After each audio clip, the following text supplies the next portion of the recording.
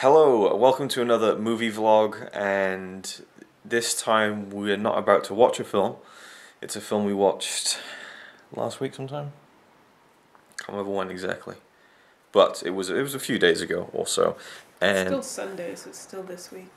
yeah, okay, we watched it this week, and it is It, the new version. It Chapter 1, I guess you'd call it now.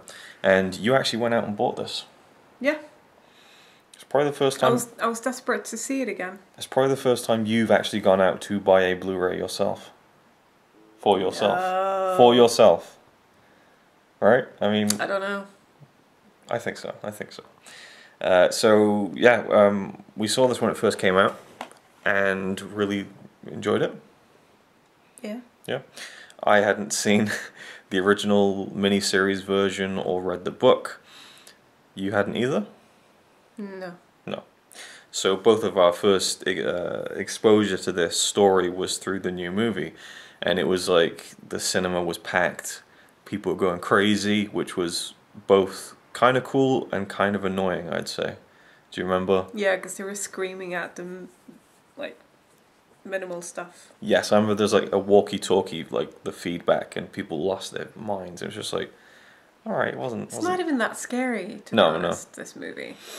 It's No. just because it's cool to be like, I think Yes. I jumped a couple of times.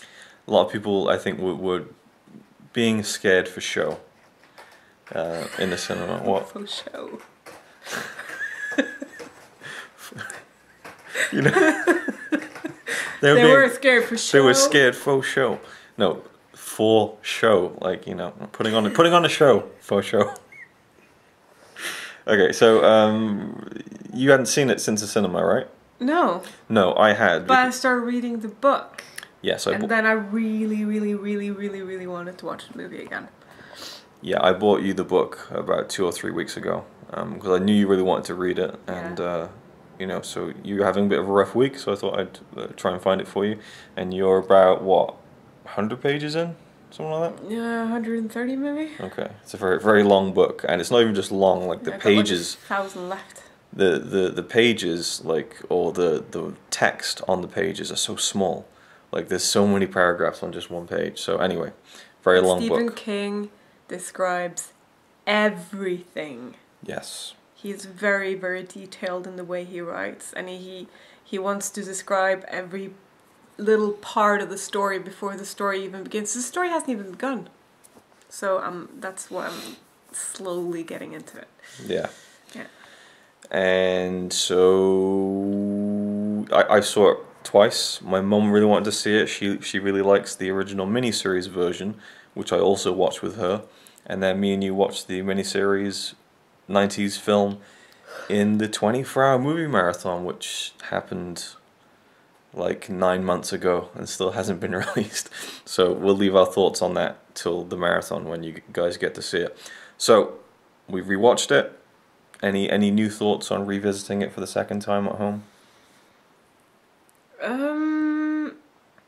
I don't know.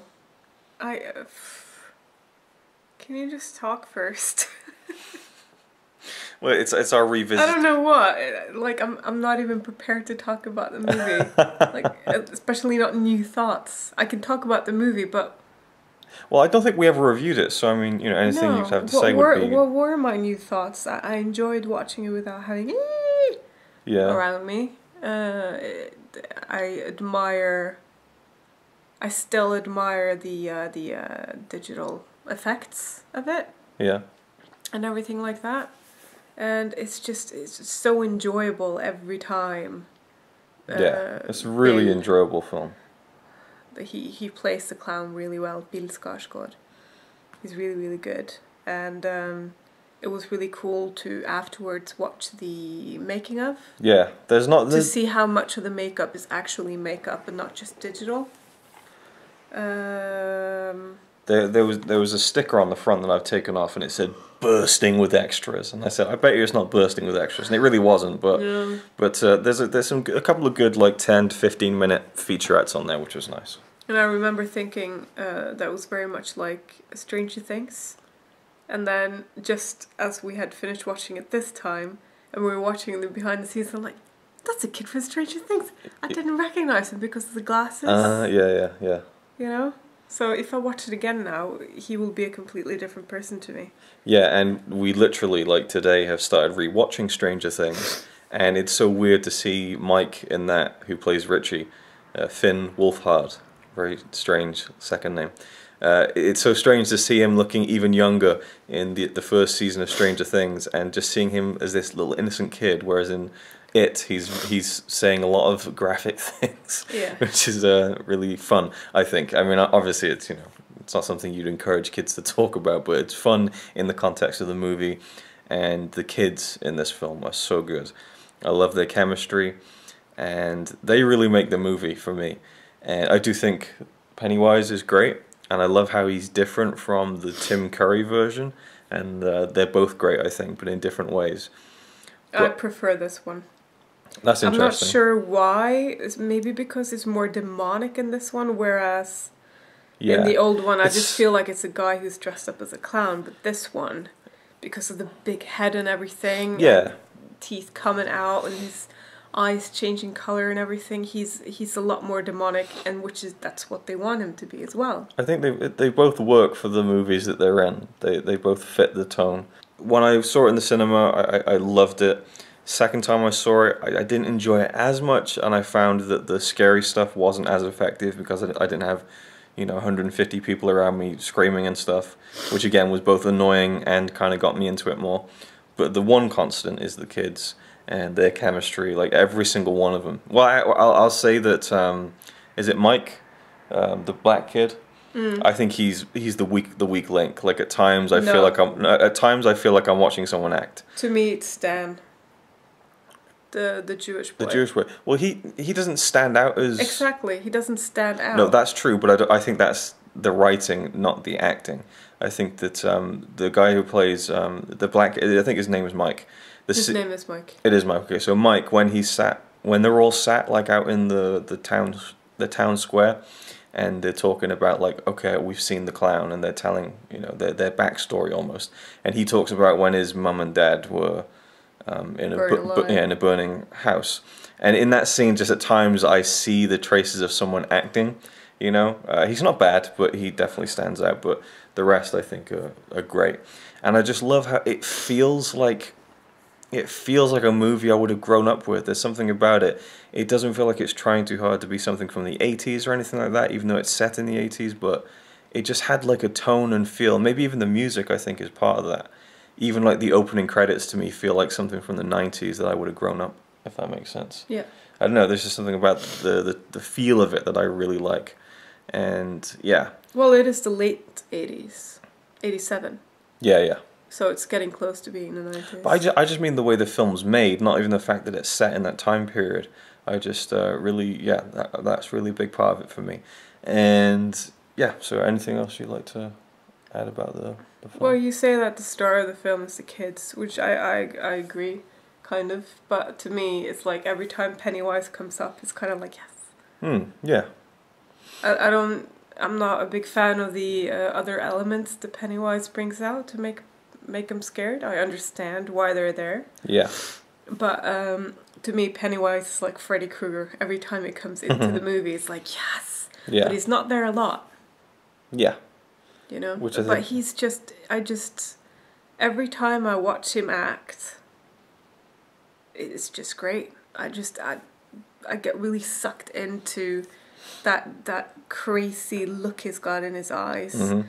But after we saw the interviews with Bill, and he says that he's doing something with his lip, mm-hmm.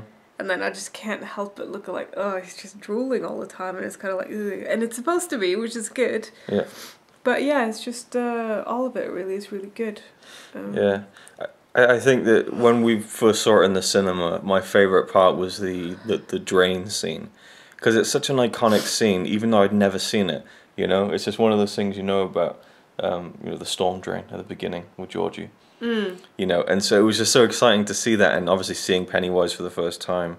It's such a great scene, and on the Blu-ray they have a deleted scene or an alternate scene. If you want to explain what it is, I thought it was brilliant that they did it. Okay, so it's the opening scene where Georgie loses his boat down the drain, and it shows you the whole scene play out. Well, not the whole scene, but the beginning of it. And he's like, "Don't you want your boat back?" And he goes, "Okay," and he takes it and runs off. And then Pennywise just like, "Shit."